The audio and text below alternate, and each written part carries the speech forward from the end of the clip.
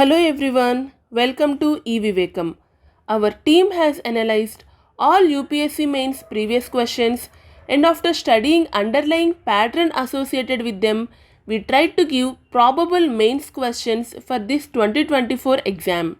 And we have posted that video just before mains exam as you can see here. So in this video, I want to explain how far our projected questions in GS paper 1 were in line with the real mains questions.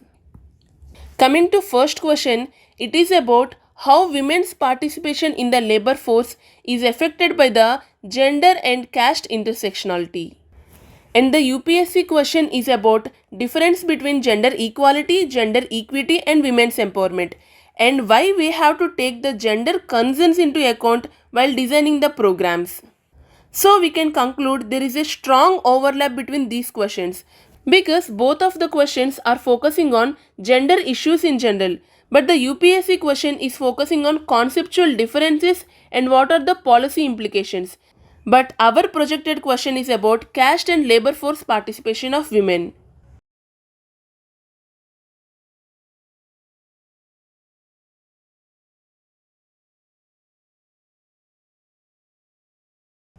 Moving to next question, the projected question is about how far the population census helped us in identifying and addressing the regional disparities of India. And the UPSC question is how regional disparity is differed from the diversity and how serious is the issue of regional disparity in India.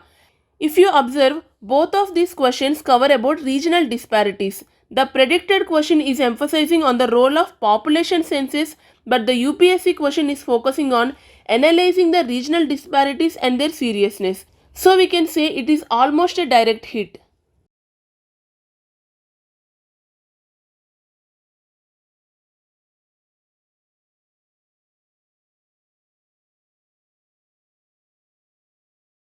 And moving to next question, it is about differences between voluntary illegal migration and human trafficking and their impact on Indian society and security. But UPSC didn't focus on this theme, so we can say this theme didn't appear directly in the exam. Moving further, our projected question is focusing on how informal settlements were raised because of the urbanization, whereas the real UPSC question is focused on why the large cities attract more migrants than the smaller towns. Of course, it also comes under broader theme of urbanization. The UPSC question is more focused on the migration drivers.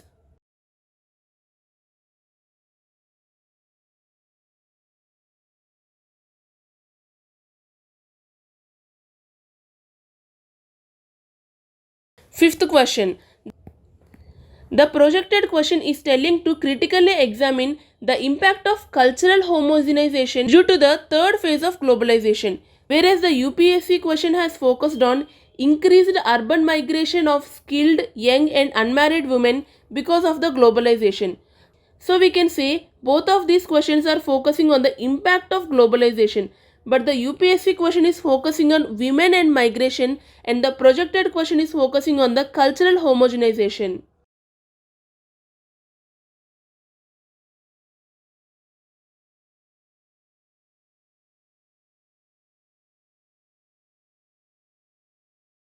Moving further, the probable question is about discussing the significance of temple architecture of Hoysalas and Cholas and how they contributed in shaping the India's cultural heritage.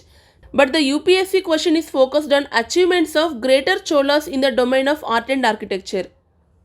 So we can say here the Cholas' contribution to art and architecture is the common point of both the questions.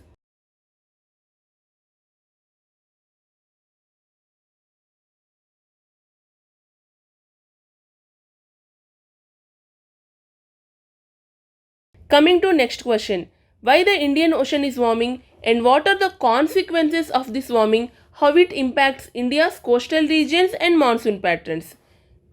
And the UPSC question is, what is the sea surface temperature rise and how it affects the formation of tropical cyclones. If we see, both these questions are focusing on warming of the ocean waters and its impact on the climate. But there are some differences also. Like the projected question is focusing on the effect on the monsoon patterns, whereas the UPSC question is focusing on effect on tropical cyclones. So we can say it is a close thematic match.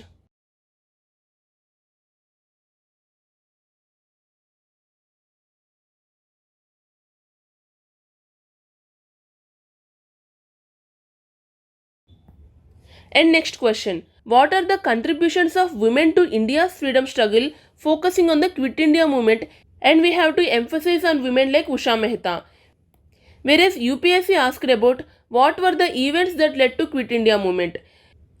If we see, UPSC focused on Quit India movement in the broader sense, whereas the projected question focused more in the specific women contribution. So we can say it is almost close to the projected question.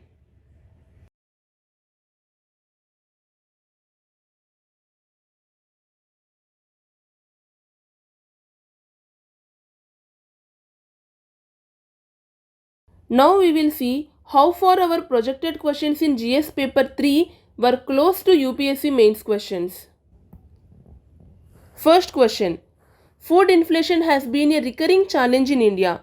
UPSC question was, what are the causes of persistent high food inflation in India and how far the monetary policy of RBI was effective in controlling the food inflation.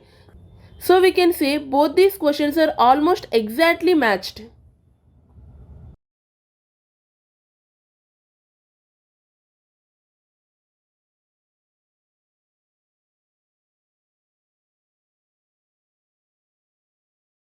Moving to next question, the projected question is emphasizing on the challenges in enforcing the intellectual property rights in the digital age. And the UPSC question is asking about what is the present scenario of intellectual property rights with respect to life materials.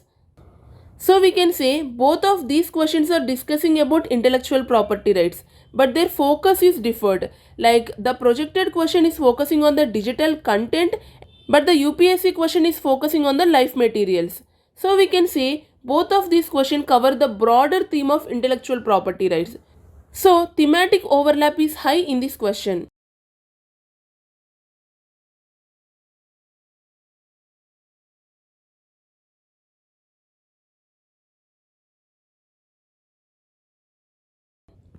Moving to next question, the projected question is asking about though India has succeeded in increasing the food grain production, the lack of adequate food storage infrastructure is leading to wastage. So we have to critically analyze the challenges in the storage and supply chain management.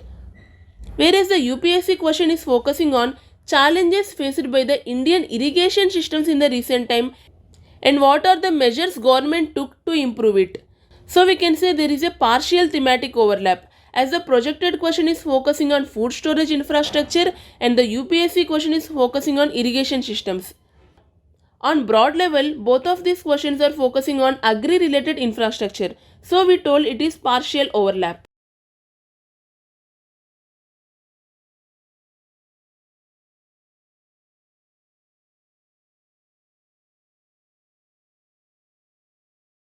Moving further, the projected question is emphasizing on the impact of Digital Personal Data Protection Act on balancing the individual privacy and national security of India, while the UPSC question is focusing on the context and salient features of the Digital Personal Data Protection Act.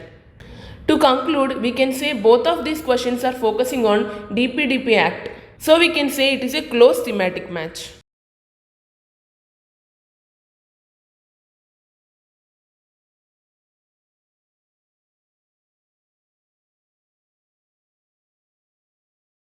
Next question.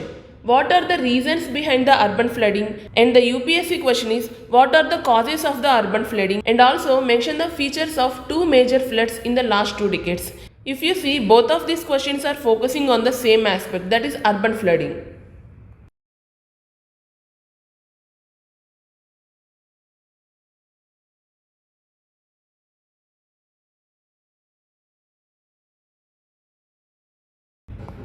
Next question.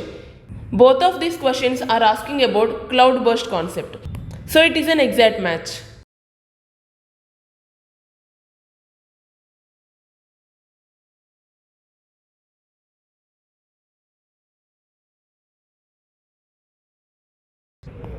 Next one, what are the steps taken by government to curb online radicalization and misuse of social media? And the UPSC question is also on the same lines, that is measures taken by Government of India to address the security implications posed by social media and encrypting message services. So we can say it is a close thematic overlap. So in this video, we have genuinely shown how far our questions were in line with UPSC, and also we have shown what are the questions that didn't match. So to conclude, I want to convey that at e-Vivekaam, we are able to provide you with high quality test series that matches UPSC standard.